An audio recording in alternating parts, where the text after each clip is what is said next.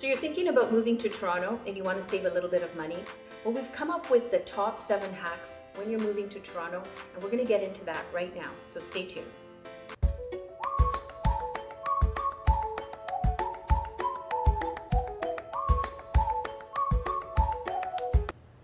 What's up, everyone? My name is Nasira Jamal and I'm part of Team Jamal right here in the Greater Toronto area. If this is your first time to the channel and you want to learn everything about Toronto, well, we do a ton of videos on just that. So make sure you hit your subscribe button and turn your notification on so that you get notified every time we upload a new video. Honestly, we get calls all the time from people that are moving or relocating into the Toronto area, and we absolutely love it. So if you're thinking about moving here or relocating to the Toronto area, then make sure you give us a call, send us a text, send an email, or even send a pigeon carrier. However you want to get a hold of us, we've got your back when you're moving into the Toronto area.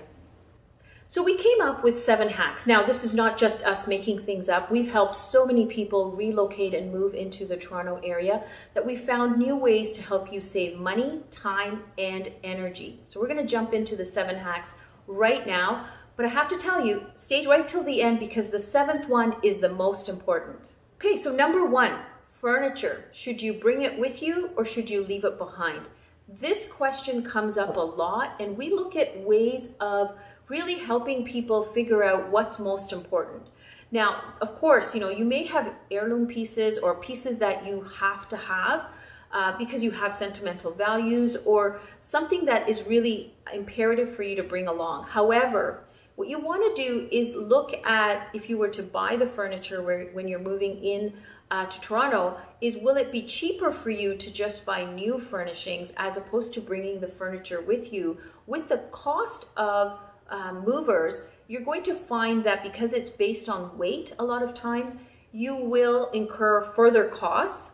The other thing is furniture being damaged. Now, I've had clients relocate. I had one actually relocate from overseas, from Pakistan, and they actually had a container that was shipped over. But what they found when they got here, and they were bringing pieces of furniture that were quite valuable from their country.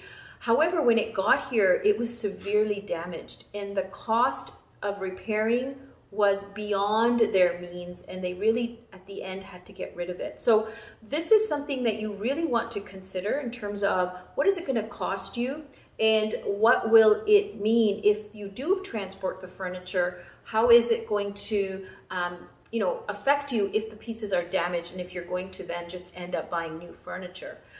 This is a very important point depending on where you're relocating from. If you're relocating right within neighborhoods within the Greater Toronto area, this may be something different than if you are coming in from out of province or out of country.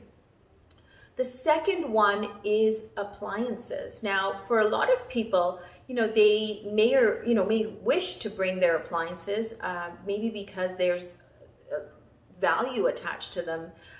But for a lot of the people that, when we're buying homes here, we negotiate the appliances with the property. So, you want to look at, is that a negotiable item in the home you're purchasing? And if it is, then it may be really wise for you to leave your appliances there. The one thing I will note is the people that have moved appliances, it voids their warranty in some cases if they're really locally moving. And also if you're moving things like a fridge with a water dispenser, you may find that it doesn't operate properly when it's reinstalled. You may also get your dents and things like this if it's not moved properly or correctly. So these are things that you can really omit in terms of your pain and aggravation of moving, is just to ensure that your agent negotiates the appliances into the property deal that you're purchasing. The other thing I'd like to mention here is to really source out where you're getting your boxes and paper when you're moving. Now, there's a lot of ways you can save money by asking others that have moved that if you could just take the boxes out of from them. I've done that in many of my moves. I've moved 10 times in the last 20 years. And so, I've also saved boxes over my moves, the boxes that I was able to get were really sturdy. So I paid for them once, and then I have moved every time by just flattening them out and finding a spot to store them in a dry place. The other ways are different furniture companies as well as grocery stores have boxes that you can go in and speak to managers and see if you can perhaps get the boxes from them at the end of the week. And a lot of times when you go in, managers are really quite helpful and don't mind saving them for you. So that's another way for you to save money.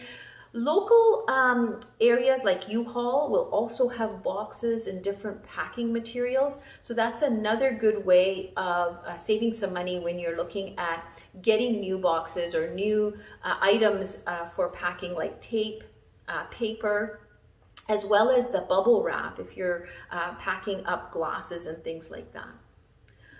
The fourth thing that I will I think it's probably one of the most important ones, is hire movers. If you want to save your back, your marriage, and your pure sanity, then this was probably money well spent. I've done a move every couple of years in the last 20 years as I'm on my 10th house. And what I have found is the very first house I was moving out of my parents' house, so I didn't have furniture, I didn't have many things, and so I could just move a couple of suitcases and start new. I had ordered things that were coming in from Sears at that time, which was furniture. So the delivery people were delivering those items, and so it was a very simple move. But from that first move and every other move since, I have learned that hiring the right movers is key to really keeping your sanity and also saving you money. The second move that I did, just to share with you, I actually found somebody on Craigslist, and I met with the young man, and he came, he saw the house, he told me what the cost would be. It was going to be $400 to move from my townhouse to a detached home. We had secured a date, a time, and I had also given a 50% deposit. And at that time it was, like I said, $400, so it was quite inexpensive, I thought. And I really felt comfortable. I felt that, he was going to do the job. Well, on the day of the move, he actually didn't show up. And what a mess it created. I'd already paid him the $200. He wasn't answering his phone. I couldn't get a hold of him. And I had to move that day because the people that had bought my house were actually from a different province, and they were moving in that weekend, and this happened to be a Friday. So what we ended up doing is, I actually ended up calling my mom and dad, and they came with their van, and we packed some of the things up. And luckily I had a very good neighbor that was able to come and lend us a hand, and he got a couple of his buddies. But let me tell you, it was the most stressful day I have experienced in any of my moves. And from that day forward, I really decided that if I was going to move again, that I was going to hire reputable movers, and I was going to make sure that I talked to people that had used those services and not just, go by what the person was saying to me. So ever since then, I have hired movers, and I have honestly felt this was the best decision I made. And I also know a lot of my clients have learned the hard way about moving themselves or hiring the cheaper or people that they don't know or haven't used before in terms of movers, and they have suffered some consequences. So I would really suggest using somebody that others have used, maybe from friends and referrals.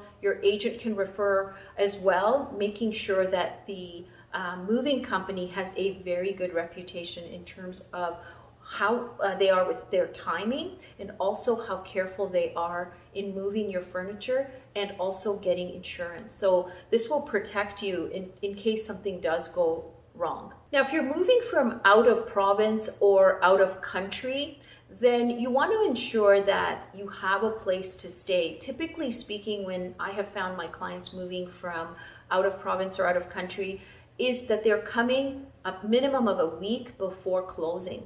And so what you want to do is ensure you have a place to stay. We find that the local Airbnbs are the most cost efficient.